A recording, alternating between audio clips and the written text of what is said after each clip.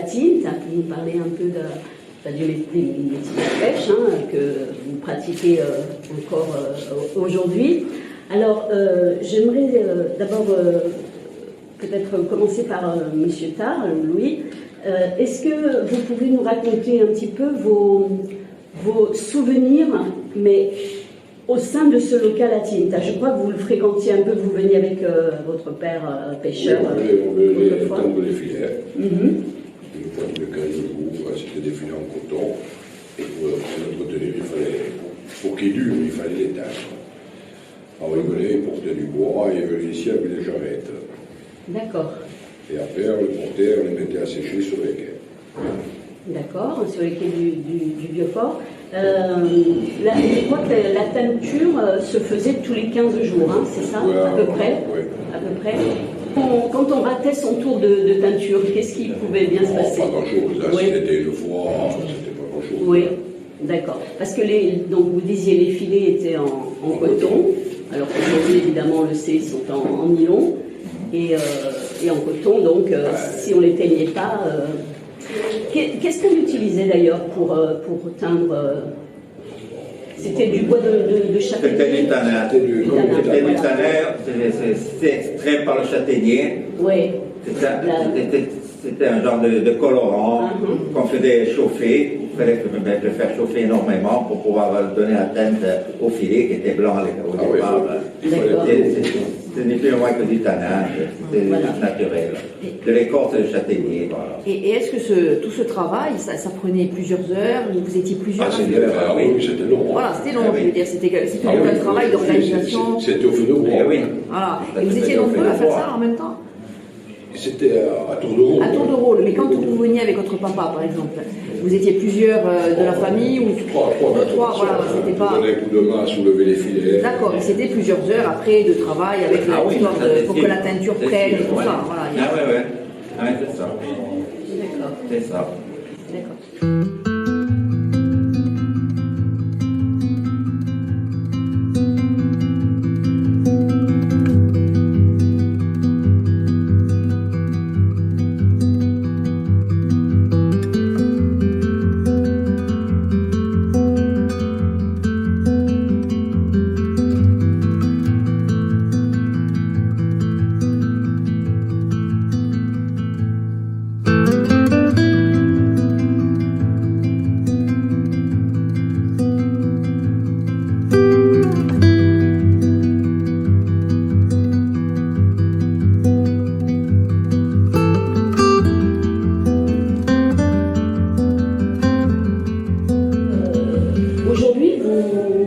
Vous pêchez toujours?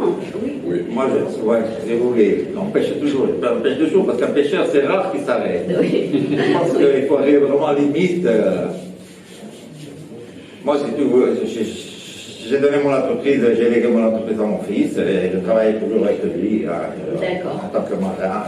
D'accord. Et on travaille ensemble à l'étang de Rhin avec M. Taval, son frère. On travaille l'hiver là-bas et l'été, là, on va attaquer à saison d'été. D'accord. Voilà. Et vous pêchez quoi en ce moment alors, actuellement, je veux dire au printemps? Ça dépend, Là maintenant, l'étang c'est fini. Oui. L'étang, là, il est en récolte pour 3 mois.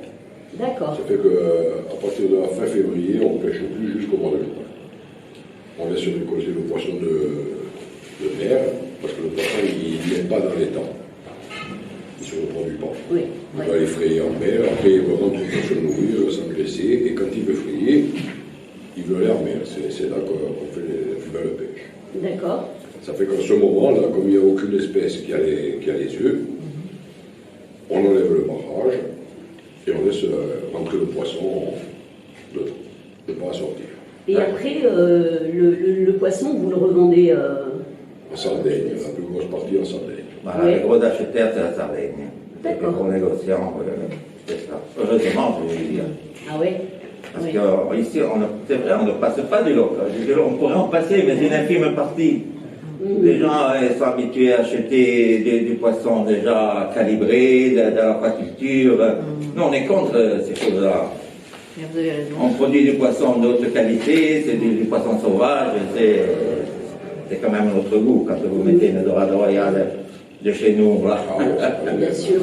Il arrive jusqu'à 4 kilos, 5 kilos des fois. Ça pêche dans l'antilousie. Hein. C'est pas des. Et les loups, là. Les loups, là, il a pris, je ne sais pas combien, là, le mois dernier, là, ce mois-ci. Le mois dernier. Ça fait mal au cœur que tout ce poisson local parte, disons, à l'extérieur. La relève est assurée.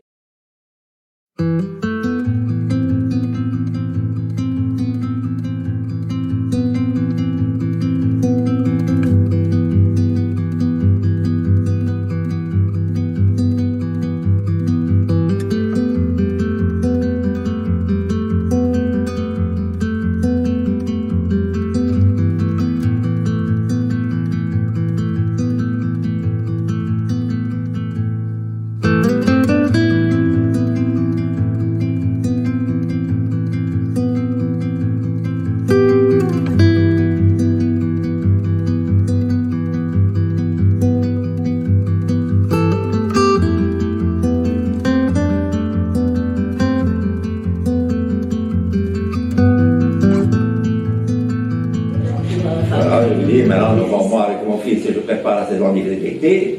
Là, j'ai le bateau là, qui va être mis en pêche maintenant, là, la vedette. En attendant, on gère quelques petits problèmes, mais ça n'a rien à voir avec les temps. Là, hein. Là alors, on est tributaire du mauvais temps, des intempéries, de tout. Hein. Et puis, il y a différents modes de pêche. Vous avez à l'heure actuelle, c'est Saint-Pierre, les lentilles, les langoustes, oui, on va aller aux langoustes. Après, vous avez les rougets, vous avez plusieurs modes de pêche, les pageaux, tout diffère, c'est tout des pêches différentes avec leurs filets bien spécifiques. On travaille comme ça, voilà. Au mois de juin, c'est les pageaux, la langouste, c'est plutôt août, septembre, vous voyez, juillet, août, les mois chauds, où elle commence à marcher, elle commence à bouger, vous comprenez? Après, vous avez les chapons, vous avez les dentilles au mois d'avril, le Saint-Pierre maintenant. Chaque métier, je vous dis, chaque espèce poisson a ses pieds. Voilà, à ces périodes qu'on respecte. Hein. Il y a plus ou moins, il y a des années fastes, d'autres non. Voilà.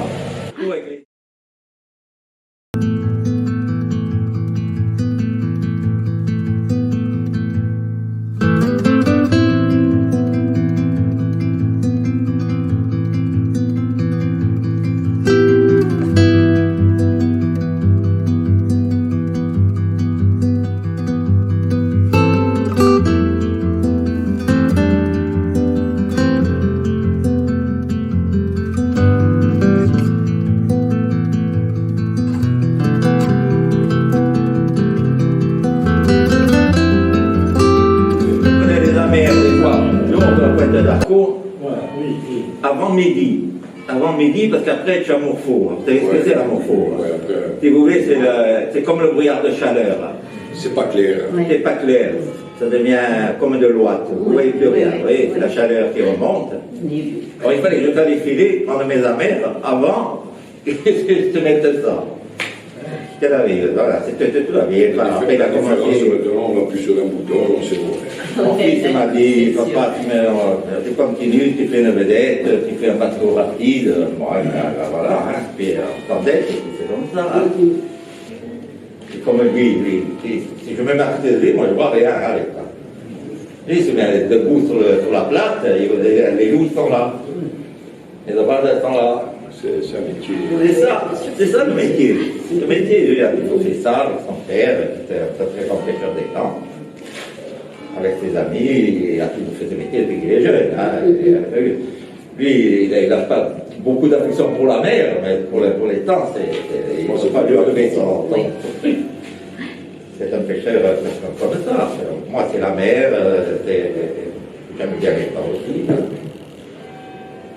Le seul problème, c'est qu'il n'y a plus de relève. Voilà un peu. Le métier, voilà ce que c'est. Même la pêche à l'étang, il n'y a pas de relève. Non. Pas grand-chose. Vous, votre fils non, il a essayé, il a travaillé 3 ans avec moi. Oui. Il a préféré aller faire le chantier, éleveur de porc. Oui. C'est tout. Moins dur, pourtant c'est dur aussi. Non, c'est dur. Non, mais peut-être c'est pas- peut-être que sa passion à lui c'était plus portée vers l'élevage porcin, non? Sûrement. Peut-être. Oui, oui. Après, c'est difficile aussi les questions de. Oui, bien sûr, après on n'est pas obligé de prendre la relève. C'est- oui, le pêcheur, c'est un métier de passion. Oui, Si c'est on n'a ça. pas la passion, c'est pas à peine de C'est ça. résister. Oui, oui.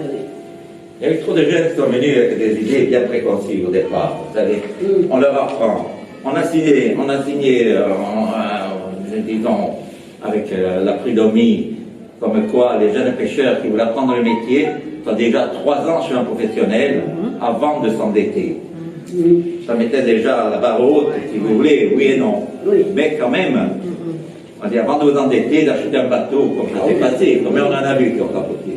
Ils ont acheté les bateaux, de suite, ils multipliaient par 363 jours, s'ils faisaient 1000 € dans la journée, ah ouais, je vais gagner ça, et pas 5 ou fin. Bon, voilà, on a fait des victimes un peu qu'autre chose.